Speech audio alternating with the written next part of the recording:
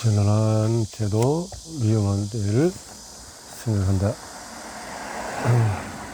정관정묘는 중국 역사상 가장 큰 제국을 이룬 당나라의 2대 황제 태종, 또 그를 보좌한 신하들과의 정치적인 문답집이다. 당나라의 사관 오봉이 쓴 정관정묘는 군주의 도리라는 제목의 1장부터 제40장의 신중한 끝맺음에 이르기까지 모두 10권 40장으로 이루어져 있다. 태종이 세미는 아버지의 고조를 도와서 당나라를 세웠을 뿐만 아니라 고조의 뒤를 이어서 2대 황제가 되자마자 널리 인재를 모으고 당왕자 300년의 기초를 다졌다. 태종 곁에는 위징, 왕교, 이정 장군, 이적 장군 등 정정한 인재가 모여들었고 태종은 이들의 간언을 받아들이며 정치에 힘쓴 덕분에 나라를 잘 다스릴 수 있었다. 결과로 태종의 연호를 따라서 정관의 치라고 불리는 태평성대를 이루었다. 정관정년은 이처럼 세계 최강 제국을 이룬 당태종의 리더십을 후세에 전하기 위해서 교육적인 관점에서 그와 신하들이 나눈 이야기를 조목별로 재편집한 책으로 당나라 이후의 역대 군주들의 필독서이기도 했다. 그러면은 정관의 지리는 이상적인 시대를 구현한 정치의 요체라는 뜻의 정관정료를 통해 배울 수 있는 것은 무엇인가? 그것은 한마디로 수성이 필요한 시대의 지도자의 마음가짐이다. 정관정리의 일장에는 창업이 어려운가, 수성이 어려운가 라는 유명한 문답이 있다. 정관 10년 태종이 신하들에게 물었다. 제왕이 하는 큰 사업 가운데서 창업과 수성 중에서 어느 것이 더 어렵소? 이에 대해서 방현영은 창업이 어렵다 하고 위증은 수성이 어렵다고 했다. 두 사람의 말을 경청한 태종은 양쪽의 주장에 모두 일리가 있다고 한 후에 이렇게 말했다. 창업의 어려움은 이미 과거의 일이 되었고 이제부터 그대들과 함께 마음을 단단히 먹고 수성의 어려움을 극복해 가고자 하오. 이 말대로 태종은 신하들의 직언과 비판을 가감히 받아들여서 치세히 반영했다. 그는 수성에 성공하고 한 걸음 더 나아가서 외세를 몰아내는 등 과감한 대외 정책을 추구한 뛰어난 지도자였다. 이제 대한민국도 어느덧 저성장 노령화 시대에 접어들었다. 지금은 과거 고도 성장 시절에 이룬 성과를 착실히 따지는 동시에 참신한 도전 정신을 불러일으키고 새로운 시대에 적극 대응해야 한다. 이 시점에 특히 한국의 기업들은 태종의 정치에서 배울 점이 아주 많다. 첫째로 부하의 의견에 귀를 기울이라. 간언을 장려하라는 제목의 제4장에서 태종은 거울이 없으면 자신의 생김새를 볼 수 없듯이 신하들의 간언이 없으면 정치적인 득실에 관해서 정확히 알 방법이 없다고 지적한다. 먹줄이 있으면 구분나무도 바르게 되고 기술이 정교한 장인이 있으면 보옥을 얻을 수 있듯이 시대를 깨뜨려보는 해안을 가진 신하의 충언은 군주를 바로 서게 할 뿐 아니라 천하를 태평성대로 만들 수가 있다. 이처럼 간언이 중요함에도 불구하고 신하들이 침묵하는 이유는 정성스러운 간언을 할 분위기가 조성되지 않았기 때문이다. 일반적으로 군주는 신임하지 않는 자가 간언하면은 비방한다 생각하고 신임하는 사람이 간언하면은 하지 않으면은 복록만 훔치는 자라고 생각하는 경향이 있다. 이런 자세의 성격이 유약한 사람은 속마음은 충직해도 말하지 못하고 관계가 소원한 이는 신임받지 못할 것을 두려워해서 감히 말하지 못한다. 관중이 제환공의 허리띠를 화살로 쏘아 맞췄어도 의심받지 않은 것처럼 군주가 먼저 신하를 믿고 간언을 구할 준비가 되어야 한다. 태종은 전생에 걸쳐서 겸허한 태도로 간언을 받아들였다. 2014년에 12월에 발생한 대한항공 해양 사건에서 보듯이 한국 기업, 특히 재벌 기업에서는 이처럼 간언할 수 있는 열린 기업 문화를 찾아보기가 힘들다. 그런 의미에서 우리는 간언할 수 있는 쟁쟁한 인재를 모아서 거리낌 없이 말하게 하고 그들의 말에 귀를 기울이라는 정관정료의 조언에 주목할 필요가 있다. 둘째로 먼저 자신의 몸가짐을 바르게 하라. 어느 전이든지 부하들은 리더의 일거수일투족에 관심을 기울인다. 따라서 높은 자리에 있는 사람이 엉성한 행동을 하면은 그것은 즉각 부하들의 사기에 영향을 미치고 심지어 조직 붕괴로 이어질 수가 있다.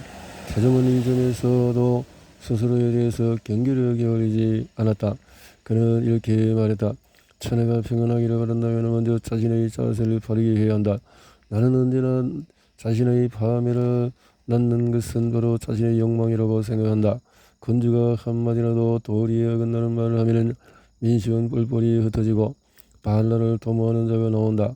그래서 나는 언제나 그것을 염두에 두고 극도로 내 욕망을 억제하려고 애쓰고 있다.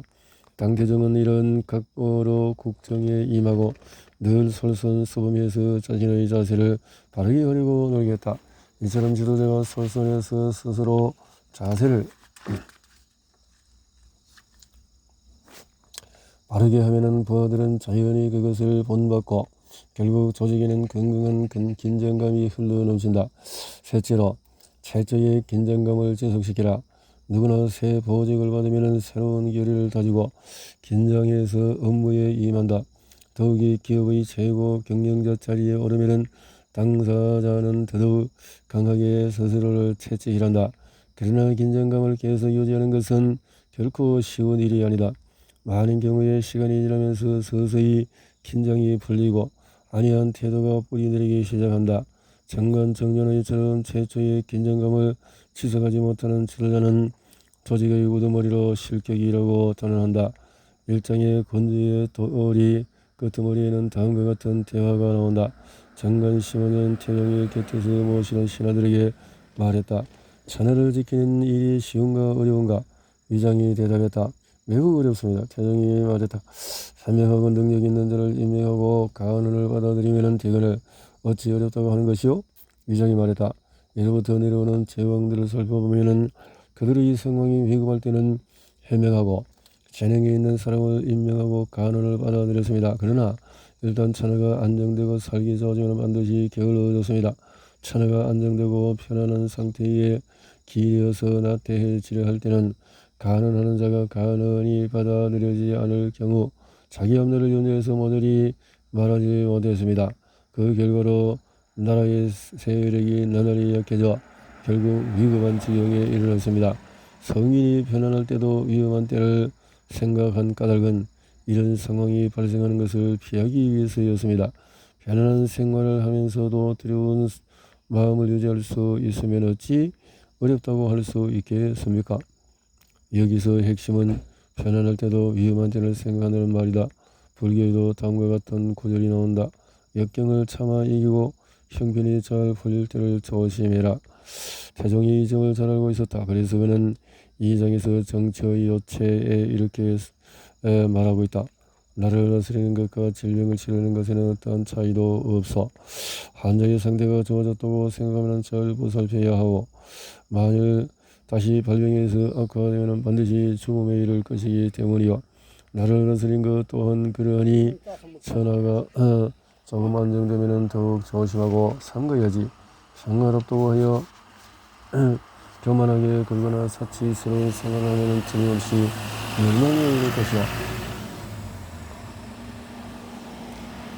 오늘날 천하의 안정과 위험은 내게 달려있기 때문에 나는 매일 근신하고 있어. 비록 누릴 만한 조건이 되어도 누릴 수 없어. 내 능기와 팔다리가 할 수 있는 일은 여러분에게 맡기겠소. 건주와 신하가 한 몸이 되었으니 한 마음으로 행정해야 하오. 일을 할 때 일체에 맞지 않는 부분이 있으면 한치도 승부없이 가늠해야 하오. 만일 군주와 신하가 서로를 의심해서 마음속 말을 할 수 없으면 이는 실제로 나라를 다스리는 큰 재앙이요. 기업 경영자를 비롯해서 조직의 지도자들이 이를 실천하는 것은 의외로 어렵다. 당현종도 초기에는 긴장감을 유지하며 나라를 잘 다스렸다. 그 결과로 개운의 치라고 불리는 영성의 시대를 일구었다. 그러나 차차 정치의 실정을 내고 미녀 향기에게 빠져서 마침내 나라를 파멸의 일로 몰고 갔다. 반면에 태종은 그의 치세가 끝날 때까지 긴장감을 유지해야 한 뛰어난 지도자였다. 넷째로 철저히 자기 절제를 하라. 절대 권력을 쥔 고대 황제는 마음만 먹으면 언제든지 신하의 목을 베일 수도 있고 위인을 취할 수도 있었다. 하지만 그렇게 하면은 순식간에 폭군으로 전락하고 만다. 천하를 마음대로 정할 수 있는 만큼 훌륭한 임금이 되려면 한층 더 엄격한 자기 통제가 필요하다. 다음은 정관정료의 제18장 금문서와 절하게 나오는 이야기다. 정관 2년에 신라들이 건의했다. 여름의 마지막 달은 높이 쌓아 올린 막내에서 거주하는 것이 좋습니다. 아직 여름은 물러가지 않았고 갈비가 이어서 내리는 바람에 황궁 안의 낮은 곳은 습합니다. 청컨대 폐하께서는 누각 하나를 지어서 머물도록 하십시오. 태종이 말했다. 기력이 쇠약하고 질병이 있는 내가 어찌 낮고 습한 곳이 거주 조건에 맞겠소?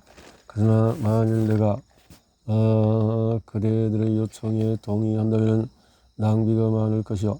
일찍이 한 문제는 높은 누각을 건축하려다가 10기의 가구의 재산에 상당하는 비용을 아까워해서 세우지 않았소. 나는 덕행에서는 한 문제를 따르지 못하고 재물 소비에서는 그를 넘어서고 있으니 어찌 백성의 부모인 군주의 도리라고 할 수 있겠소? 신하들이 거듭 건의하였으나 태종은 끝내 허락하지 않았다. 수준 높은 지도자는 이렇게 강한 의지로 철저히 자기 절제를 한다. 이는 공적인 생활뿐 아니라 사생활에도 적용이 된다. 정관정료의 제38자 편에 나오는 다음의 사례를 보자. 태종의 취미는 사냥이었는데 이것은 취미인 동시에 그의 유일한 스트레스 해소법이었다.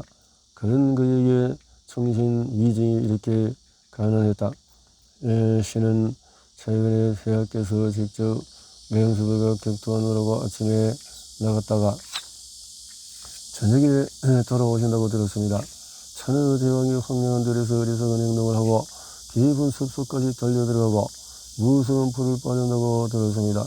이것은 완전을 기하는 방법이 아닙니다. 폐하께서는 개인적인 즐거움을 버려서 야수와 격투하는 취미를 멀리하시고 위로는 종묘 사직을 생각하고 아래로는 백관과 억만 백성을 편안하게 하시기 바랍니다. 태종이 말이다. 어제 일은 의원이 일시적으로 한 것일 뿐 계속해야 어렵게 한 것은 아니요. 오늘 이후로 이 점을 깊이 경계하겠소. 당대적은 개인적으로 사냥조차 마음대로 하지 못했지만은 그 정도의 자기 절제가 있었기에 탁월한 황제로 남은 것이다. 다섯째로 겸허한 태도를 유지하고 언어를 신중하게 구사하라. 겸양은 누구에게나 필요한 덕목이지만 특히 조직을 이끌어가는 지도자에게는 절대 없어서는 안 될 역할이다. 당대정은 이 점에서도 자기 경계를 게을리 하지 않았다. 이번에는 정관정료의 제19장 겸손과 사양 편이다. 정관 2년 태종의 곁에서 모시는 신하들에게 말했다. 사람들은 황제가 되면 스스로를 존경하고 필요한 존재로 생각해서 그 어떤 것도 두려워하지 않을 거라고 말하오. 그러나 나는 겸허함과 공손함으로 늘 스스로 두려움을 느껴야 한다고 생각하오. 오로 황제가 스스로 존귀하고 빛난다고 생각하면 그는 겸허하거나 공손하지 못한 것인데 그가 옳지 않은 일이라면 누가 감히 가능하겠소. 나는 항상 말 한마디나 한 가지 일을 할 때마다 위로는 하늘을 두려워하고 아래로는 신하들을 두려워할 생각이요. 하늘은 높은 곳에 있어서 인간 세상과 선악 다 듣는데 어찌 두려워하지 않을 수 있겠소. 수많은 공경 대신과 선지가 모두 우리를 보는데 어찌 두려워하지 않을 수 있겠소. 이런 생각을 하면 언제나 오직 겸손함과 공손함으로 하늘의 뜻과 백성의 마음에 부합하지 못함을 두려워할 뿐이요. 태종은 죽는 날까지 겸허한 태도를 지어놨다. 그런데 지도자는 몸을 낮추는 것은 물론 말도 신중하게 해야 한다. 일단 입 밖에 나온 말은 다시 주워담을 수 없기 때문이다. 태종은 이 점을 깊이 의식하고 있던 군주였다. 말은 군주에게 가장 중요한 것이요. 말하는 것이 어찌 쉬운 일이겠소. 일반 백성도 말 한마디가 나쁘면은 사람들이 그것을 기억해서 치욕과 손해를 낳게 되어 더구나 한 나라의 군주가 만일 말을 잘못해서 손실이 크면은 그것이 어찌 백성과 비교할 만한 것이겠소. 나는 항상 이것을 경계하오. 태종은 언제나 이런 마음가짐으로 신하들을 대했다. 겸허한 태도와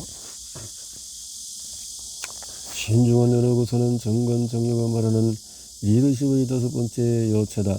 당태종은 이런 리더의 조건을 철저히 지켜서 뛰어난 군주가 되었는데 나는 그의 성공 비결이 제2장 정치의 요체 편에 나오는 다음의 구절에 집약되어 있다고 한다. 군주는 배, 백성은 물이다. 물은 배를 띄울 수 있지만 뒤엎을 수도 있다. 이렇듯이 태종은 군주보다 백성이 중요하다는 점을 깊이 깨달은 제왕이었다. 정치의 근원은 백성임을 확신한 그는 백성의 눈으로 보고 그에 따라서 행동하려 애썼다. 현대 경영학에서 말하는 소위 철저한 고계획지향 정신이 바로 그를 성공으로 이끈 핵심 요인이다. 이기는 전략은 싸움터 그 한복판에 있다. 1832년에 출간한 프로이센의 군인 카를 폰 클라우스 제비처의 저서 전쟁론은 오늘날에도 빛을 발하는 군사 혹은 전략론의 명저다. 이 책은 군사 전문가뿐만 아니라 비스마르크, 마르크스, 레닌, 마택동, 레몬, 아우롱 등 정치가와 혁명가, 사상가에도 큰 영향을 미쳤다. 그런데 정작 경영학자들은 경영 전략의 원조격인 클라우 데비츠를 진지하게 다루지 않는 듯하다. 사실 이 책은 매우 두껍고 부르까지 합치면 1200쪽 번역하기가 매우 난해해서 번역본을 읽는 것으로는 충분히 이해하기가 어렵다. 이를 보완하기 위해서 독일어 원서를 읽으려면 상당한 수준의 독일어 실력과 끈기가 필요하다. 이 두 조건을 충족시키는 학자가 많지 않으므로 앞으로 전쟁론이 가르쳐주는 전략적인 사고와 통찰 지혜, 현대의 기업 경영, 군사, 전략론, 정치학, 국가안보론 등에 응용하는 작업은 소수의 연구자가 오랫동안 진행해야 할 것이다. 그러면 전쟁론은 위기의 시대를 사는 우리들에게 어떤 가르침을 줄까? 바로 전략이다. 전략을 어떻게 만들 것인가? 전략은 함께 싸움터에 뛰어들어서 현장에서 구체적인 내용을 제시하고 수시로 전체 계획을 수정해야 한다. 싸움터에서는 계획을 바꿔야 할 상황이 끊임없이 생기기 때문이다.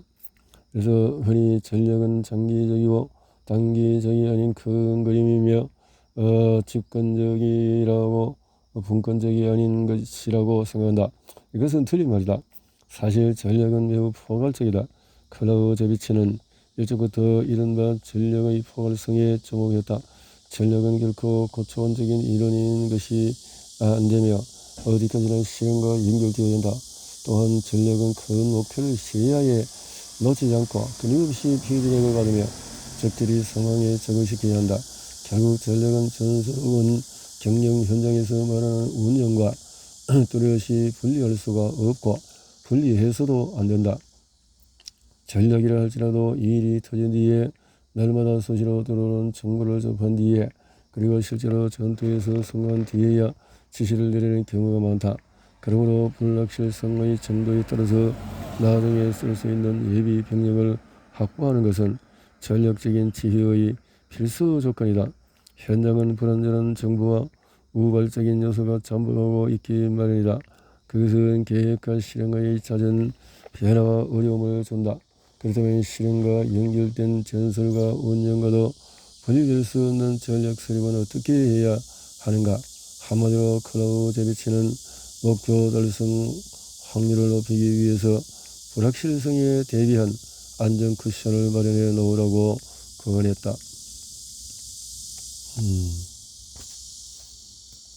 전쟁론의 시사, 예비 자원을 쌓아놓으라. 예비 자원이 있어야 된다는 것입니다. 경영자는 자신의 정보가 불충분 불완전하고 예기치 않은 걸림돌이 나타날 수 있음을 늘 염두에 두어야 한다. 전략을 어떻게 성공시킬 것인가? 클라우제비치는 공격과 방어의 관계를 다룬 전쟁론의 제6권 제3장에서 전략의 핵심 성공 요인 6가지를 열거하고 있다. 성공을 끌어내거나 영리하게 성공하도록 큰 도움을 주는 요인, 즉 전략적 성공의 주요 요인은 아래와 같다. 지형의 유리함, 뜻밖의 엄습, 여러 방향에서의 기습, 요새 등 싸움 현장의 모든 것을 활용, 백성의 협조, 위대한 도덕적인 힘 활용. 클라우디우스가 군사위에서 정립한 이들 성공 요인을 기업 경영에 응용해서 현대의 경영 용어로 정리하면 다음과 같다. 높은 수준의 핵심 역량 및 시장을 이해한다. 적절한 시점을 포착한다. 경쟁 현장에서 통제하고 충분한 재무 자원은 풍부한 시장 수요, 높은 사기. 여기서 지형의 유리함이란 전투 당사자가 잘 아는 지역, 경쟁 주체가 핵심 역량을 갖춘 분야에서 싸울 때 전략의 성공 확률이 높다는 것을 의미한다. 이 경우에 당사자가 지형의 유리함을 이용하려면 싸움 현장 가까이에 있어야 한다. 다시 말해서 그가 실제로 싸움에 참여해야 한다. 경영학의 관점에서 이는 시장과 가까워야 한다거나 현장 감각이 있어야 함을 뜻한다. 이러한 현장 중시는 오늘날의 경영에서 중요한 화두 중에 하나다. 대부분 회사에서 영업 마케팅부서의 임직원은 고객을 방문해서 그들의 이야기를 듣는다. 그러나 정작 전략 기획의 책임을 맡고 있는 회사의 고위 경영진은 고객과 만날 기회가 거의 없다. 클라우디비츠에 따르면 이런 상태는 결코 바람직하지 않다. 전략과 작전 계획은 대부분 모든 것이 반드시 맞다고 볼 수 없는 여러 가지 전제 조건 안에서 정해진다. 그리고 좀 더 세부적인 많은 사항은 미리 정할 수가 없다. 결국 전략은 함께 싸운 뒤에 뛰어들어서 현장에서 구체적인 내용을 제시하고 수시로 전체 계획을 수정해야 한다는 결론이 자연스럽게 나온다. 사운드에서는 계획을 바꿔야 할 상황이 끊임없이 발생하게 마련이다. 그러므로 전략은 한순간도 현장에서 눈을 돌리면 안 된다. 전략을 군대가 아닌 내각에서 세운 과거의 관행은 사람들이 전체와의 관련성을 반드시 중요하게 여기지는 않았음을 보여주는 증거이다. 이러한 관행을 허용할 수 있는 경우는 내각이 군대와 아주 가까이에 있어서 그것이 사실상 군대의 최고 사령부일 때뿐이다. 한마디로 말해서 회사의 경영진은 고객을 잘 알아야 하고 이를 위해서 그들과 최소한 가끔이라도 접촉해야 한다는 뜻이다. 그래야 현실에 맞으면서도 차원 높은 전략을 세우는 데 필요한 현장 감각을 갖출 수가 있다.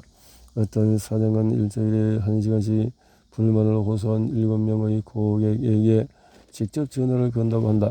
어떤 대기업의 한 이사회 의장은 영업부에서에 미리 말하지 않고 한 달에 한 번씩 이틀 동안의 대형 고객을 방문한다. 이런 최고 경영자 자신이 현장에 뛰어들어 생생한 정보를 얻고 고객의 불만이 무엇인가를 스스로 확인하는 자세다. 현실적으로 대부분의 최고 경영자는 고객 문제에 직접 부딪히기를 꺼린다.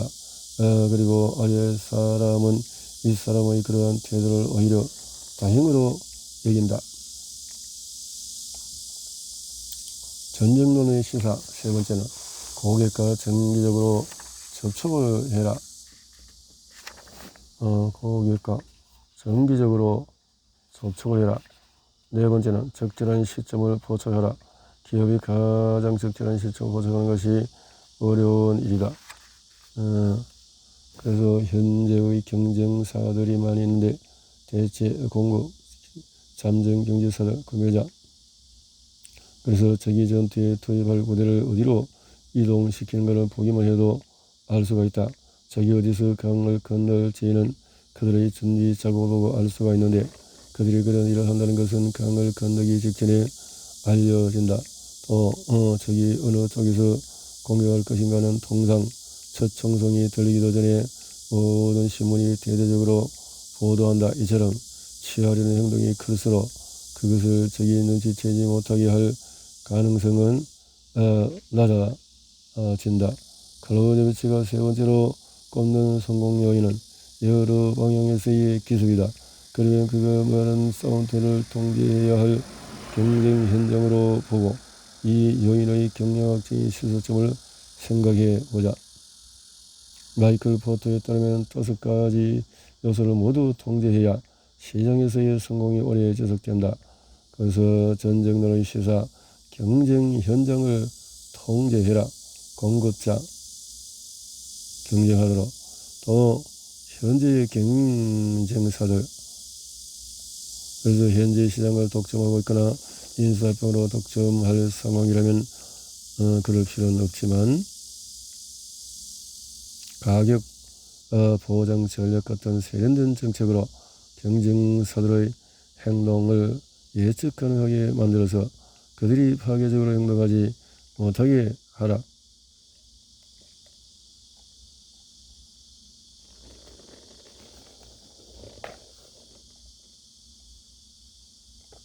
구매자, 당신 회사의 제품 수요가 늘 충분하도록 해라. 차별화된 제품을 끊임없이 내놓는 데 있다. 고객 욕구를 충족하기 위해서 대체 제품은 시장에서 대체가 불가능한 제품을 만들어라. 설령 대체 제품이 있더라도 그것이 당신의 제품보다 비싸야 한다. 만일 당신의 제품보다 더 좋거나 싼 대체품이 나오면 당신은 즉각 더 나은 대안을 제시해야 한다. 잠재적인 경쟁사들, 상표 인지도 향상 등 여러 가지 전략적인 수단을 동원해서 새로운 경쟁사가 시장에 들어오지 못하게 하라.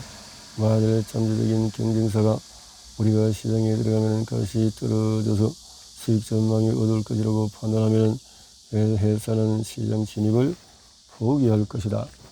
그래서 클라우제비체도 이를 다음과 같이 간단하게 언급하고 있을 뿐이다. 군대와 함께 최대한 강력하게 사운드로 돌진한다. 전쟁으로 시사, 재무자원을 비롯한 각종 자원을 충분히 구비해라. 그래서 전략에서 사기의 구실, 사기를 최초로 열광, 의지력 등의 개념으로 부각시킨 클라우제비체는 전쟁에서 이것을 아주 중요시했다. 전쟁에 대비해서 무장한 일반 국민의 다음과 같은 소박한 특성이 군인의 덕목에서 용맹하고 노련하고 단련 열광적 그래서 적을 제압할 때는 우리의 저항력이 어느 정도인지를 헤아려야 한다. 이것은 서로 뗄 수 없는 두 요소를 곱한 것으로 표현할 수 있는데 그 두 요소는 현재 있는 자원의 크기와 의지력의 강도이다. 사기를 논할 때 우리는 두 가지 질문을 던져야 한다.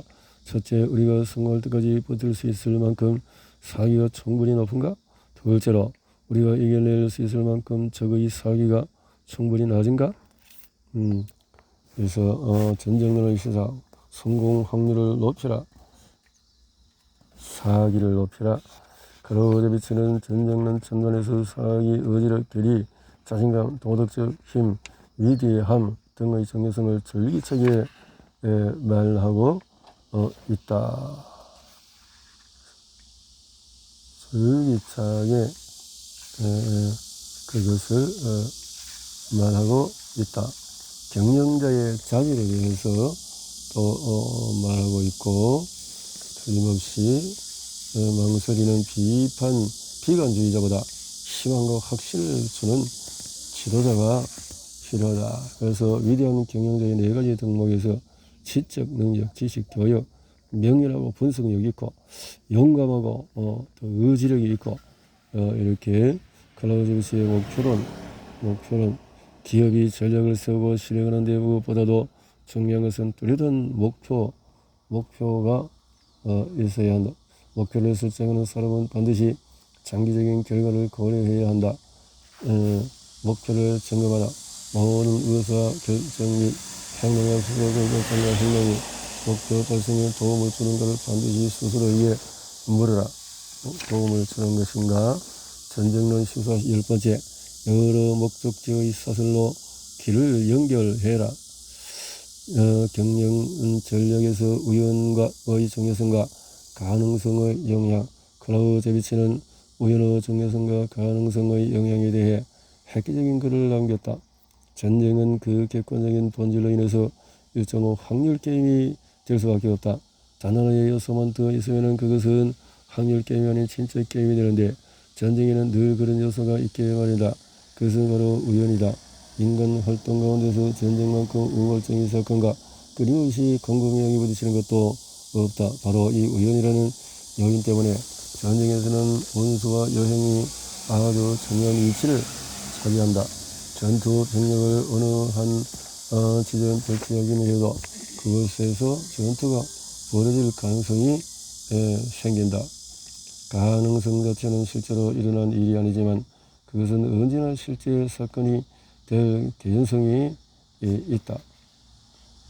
전쟁, 너는 시사실 가능성을 현실로 취급해라. 경쟁이 위해서는 경쟁사가 협조하도록 만들고 싶을 경우에는 상대방이 공격하면 당신이 적극 강력하게 반격할 것이라는 의도를 설득력 있게 전해야 한다. 이어 논리는 역학관계가 균형을 이루지 않을 때는 적용되지 않는다.